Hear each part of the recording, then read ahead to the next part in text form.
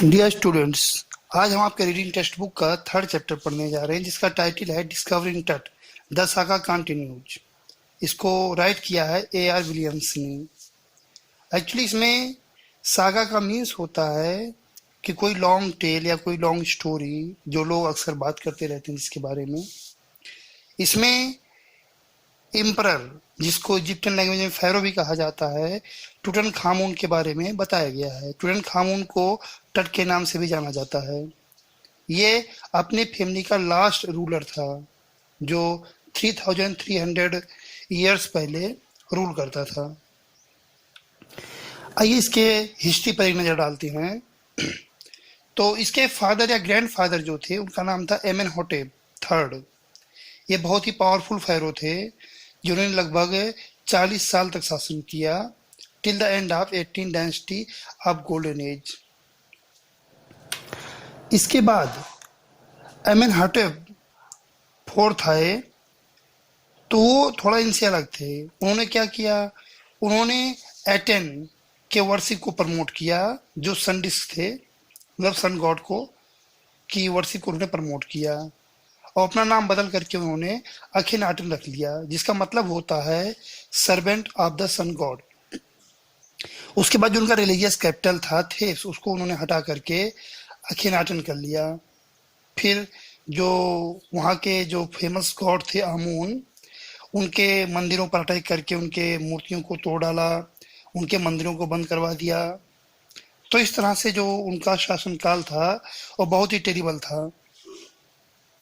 उसके बाद स्मेन खाकेर आए, वो बहुत कम टाइम तक के लिए शासन किए। इतना कम टाइम उनके शासनकाल का था कि उनके रूलिंग के बारे में, उनके शासन के बारे में बहुत कम ट्रेस मिलते हैं, बहुत कम प्रमाण मिलते हैं।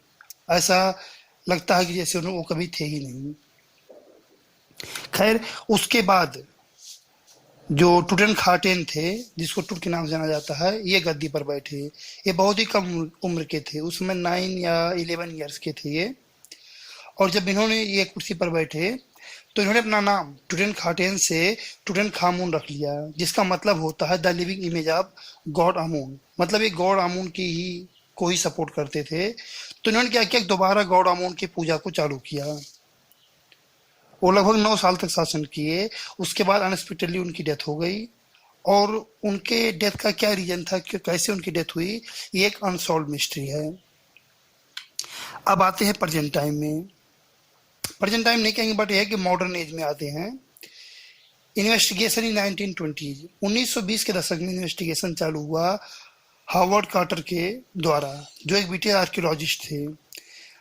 कई सालों तक खोज करने के बाद इनको सन 1922 में टूट का मम्मी मिला। अब उम्मीद ये जताई जा रही थी कि शायद उनका मर्डर किया गया था, बट आश्चर्य की बात ये थी कि इनके कॉफिन को बहुत ही रॉयल तरीके से दफनाया गया था। जो इनका कॉफिन था वो 3 लेयर में बना हुआ था और प्योर गोल्ड का था। और इनके कॉफिन के साथ इनके जो डेली यूज के सामान होते हैं, जैसे बोर्ड गेम्स हो गए, ब्रोंज रेजर हो गए, लिनन गारमेंट्स हो गए, और फूड एंड वाइन के केसेस हो गए, ये सारी चीज़ें जो उनकी डेली यूज की होती हैं वो रखी गई थी। क्योंकि जो इजिप्ट के लोग हैं उनका बिलीफ था कि आफ्टर लाइफ में बिलीव करते थे वो, मतलब ये है कि मरने के बाद भी एक जिंदगी होती है, ऐसा उनका मानना था। बाकी उनके बॉडी को विलो, ओलाई लीव्स या वाइल्ड सेलेरी, लोटस पेटल्स, कॉर्नफ्लावर्स, इन सब चीज़ों से डेकोरेट किया गया था।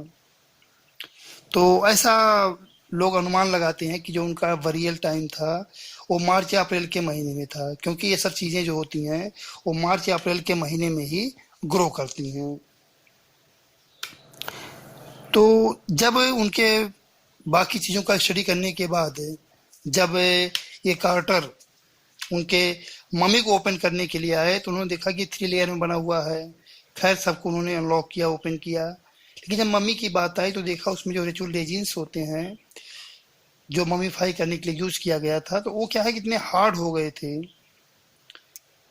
कि एकदम लग रहा था जैसे सीमेंट के बने हुए हों।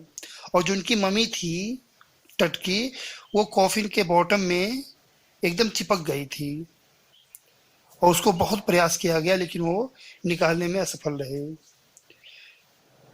और ये जो इनकी कॉफिन मिली थी ये 26 फीट अंडरग्राउंड मिली थी। जो इनका चैम्बर था वो 26 फीट जमीन के नीचे था, वहां मिली हुई थी। तो ये सोचा गया कि अगर इसको धूप दिखा दिया जाए तो शायद ये जो रेजिन्स हैं ये ढीले पड़ जाएं और मम्मी जो बाहर निकल जाए आराम से। तो इसलिए वहां से निकाल करके इसको धूप में रखा गया कई घंटों तक, जहां पर 140 डिग्री फ़ारेनहाइट टेम्परेचर में ये मम्मी को रखा गया। बट उससे भी रेजिन्स जो है ढीले नहीं हुए और अंत में मजबूरन जो भी वर्कमैन थे उनको छेनी हथौड़ी की सहायता से बॉडी को काट काट के निकालना पड़ा। एक बार जब पूरा इन्वेस्टिगेशन हो गया तो दोबारा एक लकड़ी के कॉफिन में रेत बिछा करके उसके ऊपर इनके बॉडी को फिर से असेंबल किया गया और फिर वहाँ पे जहाँ थे चैम्बर में वहाँ दोबारा इनको रख दिया गया। गोल्ड कॉफिन में इसलिए नहीं रखा गया क्योंकि जो चोर थे वैसे भी काफ़ी ज़्यादा प्रॉपर्टी जो वहाँ की थी उनके टॉम में उसको लूटी जा चुकी थी। तो इसलिए इसको लकड़ी के बॉक्स में कर दिया गया ताकि चोरों का कोई दिक्कत ना रहे।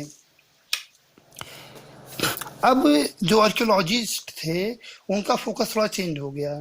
अब वो टूटन के जो टीचर्स थे उस पे ना फोकस करके जो दूसरे अट्रैक्टिव डिटेल्स थे उन पे फोकस करने लगे।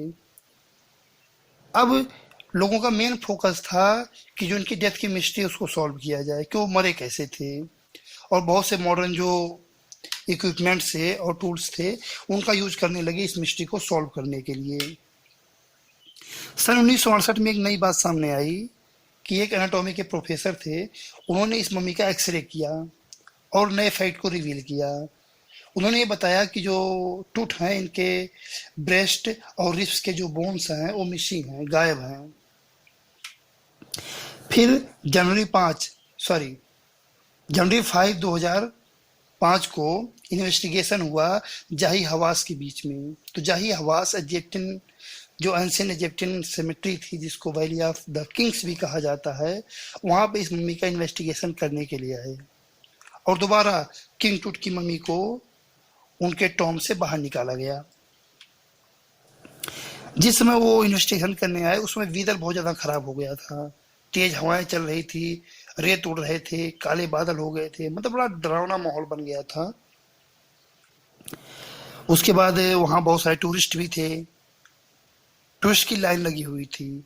अब कुछ लोग आकर के टूट को रिस्पेक्ट दे रहे थे, कुछ लोग जो दीवार पे पेंटिंग्स बने थे उनके चैम्बर में उनको देख रहे थे, कुछ लोग टूट के चमकते हुए चेहरे को देख रहे थे। रीजन ये था कि जैसा टूट का बॉडी था वैसे ही इनके जो कॉफिन था उसके ऊपर भी डिजाइन किया गया था। तो जो कॉफिन बना हुआ चेहरा था और टूट का चेहरा उसे मैच कर रहा था, तो लोग उसको देख रहे थे। कुछ लोग गाइड बुक्स पढ़ रहे थे और कुछ लोग फैरो के कर्ज के बारे में सोच रहे थे। अभी फैरो का कर्ज क्या था? फैरो का कर्ज ये था कि जो कोई भी टूट की मम्मी को डिस्टर्ब करेगा तो वो उसकी मौत हो जाएगी या फिर उसके साथ बहुत कुछ बुरा होगा। खैर आगे बढ़ते हैं तो ये पता करने के लिए कि टूट की मृत्यु कैसे हुई थी, इनका सीटी स्कैन करने का निश्चय किया गया। तो शाम को 6 बजे विश्व के सबसे फेमस मम्मी को सीटी स्कैनर में डाला गया, ये चेक करने के लिए, ये पता करने के लिए कि इसका डेथ कैसे हुआ था। तो जब सीटी स्कैन करना चालू किए तो सबसे पहले उनके सर की तरफ से मशीन में इनको डाला गया, फिर पैर तक, और इस तरह से जाही हवास ने 1700 एक्सरे इमेज लिए और उनके पूरे बॉडी का बहुत अच्छे से स्कैनिंग किया गया। लेकिन जिस समय स्कैनिंग कर रहे थे उसमें कई प्रॉब्लम्स भी इनको फेस करने पड़े। जैसे जो उस स्कैनर मशीन में, सीटी स्कैनर मशीन में जो कूलिंग फैंस लगे हुए थे वो एक काम करना बंद कर दिए। रीजन ये था कि उनमें रेत घुस गई थी, तो इससे स्कैनिंग हो नहीं पा रही थी। तो जो भी वहाँ के वर्कमैन थे वो दौड़ करके बाहर गए कुछ सब्स्टिट्यूट फाइल लाने के लिए। तो वहाँ ऑफिस में जो बैठा हुआ गार्ड था उसने इसको फैरो का कर्ज कहा, ये सब फैरो का श्राप है, उसको डिस्टर्ब किया गया, इसलिए ऐसा हो रहा है। खैर, कुछ एडिशनल पेयर्स ऑफ फैन लाए गए और उनको असेंबल करके उनकी सहायता से मशीन फिर से ठीक से काम करना चालू कर दिया, और इस तरह से स्कैनिंग जो है उनका फिनिश हुआ। इस स्कैनिंग में लगभग 3 घंटे का समय लगा और ध्यान दिया गया कि हाँ कोई भी डाटा मिस ना हो। जब सारा स्कैनिंग काम फिनिश हो गया तो फिर मम्मी को जो वर्कमैन थे उनके हाथों में सौंप दिया गया और दोबारा ले जाकर के मम्मी को उसके टॉम में रख दिए जहाँ पे मम्मी आराम कर रहा था। उसके बाद जो टेक्नीशियंस थे वो वापस उस व्हीकल में गए। एक्चुअली क्या है, जो स्कैनिंग मशीन था एक व्हीकल एक गाड़ी में रखा हुआ था, तो वापस जा करके जो टेक्नीशियंस थे उन्होंने देखा कि सारे जो भी इमेजेस थे उनको ओपन करके देखा कंप्यूटर में, तो जो ग्रे हेड था वो शेप लिया था, जो नेक स्पाइनल बोन्स थे वो क्लियर थे, जो उनके हाथ के इमेज थे, रिब केज के इमेज थे, स्कल थे, सब कुछ ठीक थे। इसके बाद उन्होंने देखा क्या कि जो वहाँ का वेदर है, मौसम है, जो बहुत ज़्यादा डरावना था, अब ये एकदम कूल हो गया, प्लीजेंट मौसम हो गया है। और जिस टॉम में टूट की मम्मी को रखा गया था, ऐसा माना जाता है कि जो वहाँ के स्टार्स हैं वो हमेशा उस पर निगरानी बनाए रखते हैं। तो इस तरह से जो टूट का बॉडी का स्कैनिंग था वो भी फिनिश हुआ, और जो एक मिस्ट्री थी कि टूट के का डेथ कैसे हुआ था वो भी अब सॉल्व हो गई, और ये पाया गया कि टूट का जो डेथ हुआ था वो किसी मर्डर या किसी दूसरे कारण से नहीं हुआ था, बल्कि एक नेचुरल डेथ था। जाही हवास जो बहुत ज़्यादा परेशान थे, टेंस्ड थे इस सब मैटर को लेकर के, उन्होंने भी कहा कि हाँ काम बहुत अच्छे से हो गया और मैं जाकर घर पे चैन की नींद सो सकता हूँ। सो इस तरह से चैप्टर आपका फिनिश हुआ और अब आप इससे रिलेटेड क्वेश्चंस कर सकते हैं। Thank you.